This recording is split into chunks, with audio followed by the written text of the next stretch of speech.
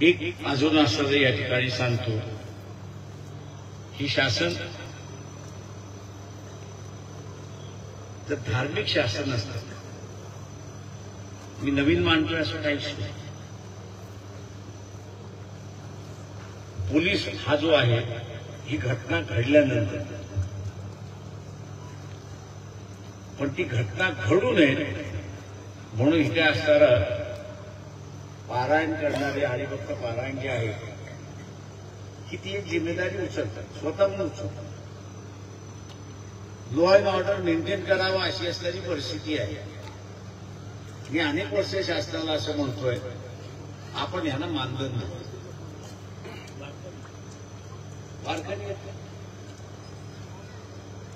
शासन म्हणतो तुम्ही तर नास्तिक आहात. म्हटलं मी नास्तिक जरी असलो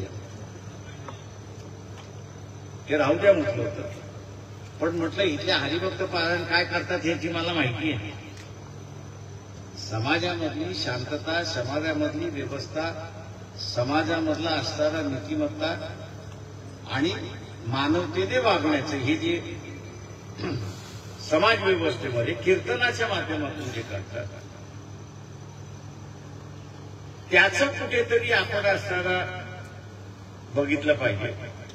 गावातले लोक जी बिदागी देतात ते देतात म्हटलं, त्याच्याबद्दल दुमत नाही, पण शासनाने सुद्धा बिदागी द्यायला शिकलं पाहिजे.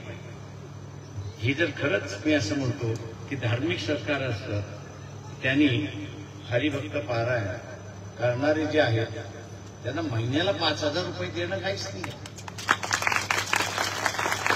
महाराष्ट्रातल्या जेवढे आहेत त्यांना द्यायचं ठरवलं तर खर्च किती येईल माहितीये? 100 कोटी फक्त येईल.